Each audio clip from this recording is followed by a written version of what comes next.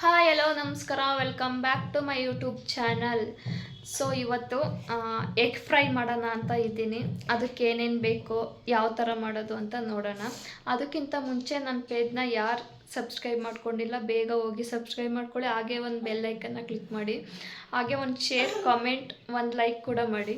ಬನ್ನಿ. ಒಂದು ಬೌಲ್ಗೆ 5 ಮೊಟ್ಟೆ ಹಾಕ್ಕೊಂಡು ಬೇಯಿಸ್ಕೊತಿದ್ದೀನಿ.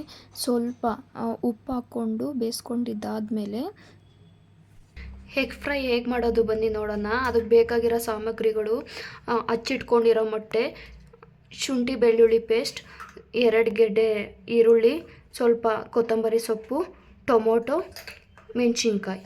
ಮಸಾಲೆ ಏನೇನು ಬೇಕು ಅಂದರೆ ಗರಂ ಮಸಾಲ, ಧನಿಯಾ ಪೌಡರ್, ಸ್ವಲ್ಪ ಅರಿಶಿಣ ಪೌಡರ್, ಸ್ವಲ್ಪ pepper powder, chilli powder and chicken ಮಸಾಲೆ.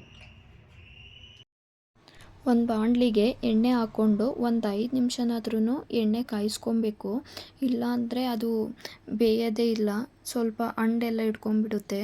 ಅದು ಸ್ವಲ್ಪ ಒಂದು 5 ನಿಮಿಷನಾದ್ರೂ ಎಣ್ಣೆ ಕಾಯ್ದಾದ್ಮೇಲೆ ಸ್ವಲ್ಪ ಹಸಿಮೆಣ್ಸಿನ್ಕಾಯಿ ಹಾಕ್ಬಿಟ್ಟು ಫ್ರೈ ಮಾಡ್ಕೊಳ್ಳಿ. ಅದನ್ನು ಸ್ವಲ್ಪ ಎಲ್ಲನೂ ಡ್ರೈ ಆಗಬೇಕು, ಆ ಥರ ಫ್ರೈ ಮಾಡ್ಕೊಂಡಿದ್ದಾದಮೇಲೆ ನಾವೇನು ಹೆಚ್ಚಿಟ್ಕೊಂಡಿರ್ತೀವಿ ಈರುಳ್ಳಿನೂ ಕೂಡ ಅದರೊಳಗೆ ಹಾಕ್ಕೊಂಡು ಒಂದು 20 ನಿಮಿಷನಾದರೂ ಬೇಯಿಸ್ಕೋಬೇಕು. ಇಲ್ಲ ಅಂದರೆ ಅದು ಫುಲ್ಲು ಹಸಿ ಸ್ಮೆಲ್ ಬರುತ್ತೆ.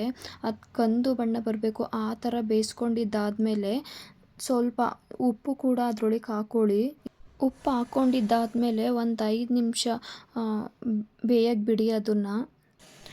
ಆಮೇಲೆ ನಾನು ಮನೇಲೇ ಮಾಡ್ಕೊಂಡಿದ್ದೀನಿ ಶುಂಠಿ ಬೆಳ್ಳುಳ್ಳಿ ಪೇಸ್ಟ್ನ, ಅದನ್ನೇ ನಾನು ಹಾಕ್ತಾಯಿದ್ದೀನಿ.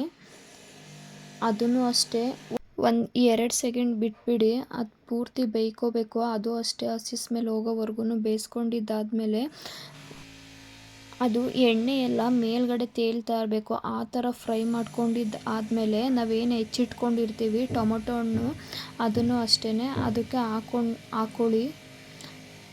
ಹಾಕ್ಕೊಂಡಿದ್ದಾದಮೇಲೆ ಸ್ವಲ್ಪ ಒಂದು 1/4 ಗಂಟೆನಾದ್ರೂ ಬೇಯಿಸ್ಕೊಬೇಕು ಅದನ್ನು. ನಾನು ಸ್ವಲ್ಪ ಹುಳಿ ಟೊಮೊಟೊ ಹಣ್ಣು ತೊಗೊಂಡಿದ್ದೀನಿ. ಒಂದು 20 ನಿಮಿಷನಾದ್ರೂ ಬೇಯಿಸ್ಕೊಬೇಕು. ಈ ಥರ ಅನ್ನದ ಕೈಲಿ ತಿರುಗಿಸ್ತಾನೆ ಇರಿ, ಇಲ್ಲ ಅಂದರೆ ಅದು ಅಂಡು ಹಿಡ್ಕೊಂಬಿಡುತ್ತೆ. ಶುಂಠಿ ಬೆಳ್ಳುಳ್ಳಿ ಪೇಸ್ಟ್ ಹಾಕಿದ್ದೀವಲ್ವ, ಅದು ಕೆಳಗಡೆ ಹೋಗಿ ಫುಲ್ಲು ಒಂಥರ ಅಂಟು ಥರ ಇರುತ್ತೆ. ಈ ಥರ ಫ್ರೈ ಮಾಡ್ಕೊತಿದ್ರೆ ಅದೇನು ಅನಿಸಲ್ಲ. ನೋಡ್ತಿರ್ಬೋದು ನೀವೇ, ಫುಲ್ಲು ಎಣ್ಣೆ ಬಿಟ್ಕೊಂಡಿದೆ. ಈ ಥರ ಬೇಯಿಸ್ಕೊಂಡಿದ್ದಾದಮೇಲೆ ನಾವೇನು ಎತ್ತಿಟ್ಕೊಂಡಿದ್ದೋ ಮಸಾಲೆನ ಅದನ್ನು ಹಾಕ್ಕೊಳ್ಳಿ. ಗರಂ ಮಸಾಲೆ, ಧನಿಯಾ ಪೌಡರ್, ಅರಿಶಿಣ ಪೌಡರ್, ಚಿಲ್ಲಿ ಪೌಡರ್, ಹಾಗೆ ಚಿಕನ್ ಮಸಾಲೆ ಎಲ್ಲನೂ ಹಾಕ್ಕೊಂಡಿದ್ದಾದಮೇಲೆ ಫುಲ್ಲು ಅದು ಫ್ರೈ ಆಗಬೇಕು.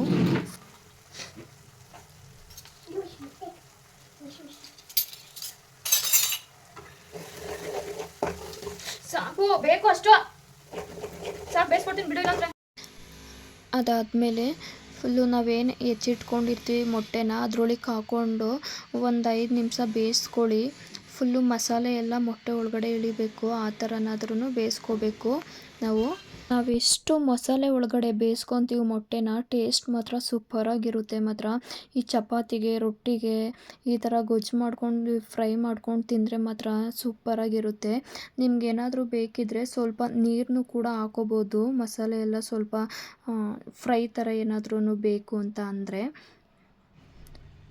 ನೀರೆಲ್ಲ ಹಾಕ್ಕೊಂಡಿದ್ದಾದಮೇಲೆ ಸ್ವಲ್ಪ ಉಪ್ಪು ಹಾಕ್ಕೊಳ್ಳಿ. ಮೊಟ್ಟೆಗೂ ಸ್ವಲ್ಪ ಹಿಡಿಬೇಕಲ್ವ, ಅದಕ್ಕೋಸ್ಕರ ನಾನು ಸ್ವಲ್ಪ ಉಪ್ಪು ಹಾಕೋತಿದ್ದೀನಿ. ಅದಾದಮೇಲೆ ಸ್ವಲ್ಪ ಮೇಲ್ಗಡೆ ಕೊತ್ತಂಬರಿ ಸೊಪ್ಪು ಉದುರಿಸ್ಕೊಳ್ಳಿ. ಆವಾಗಂತೂ ಸೂಪರಾಗಿರುತ್ತೆ ಮೊಟ್ಟೆ ಫ್ರೈ ಮಾತ್ರ. ನೋಡಿ, ಮೊಟ್ಟೆ ಫ್ರೈ ರೆಡಿಯಾಗಿದೆ.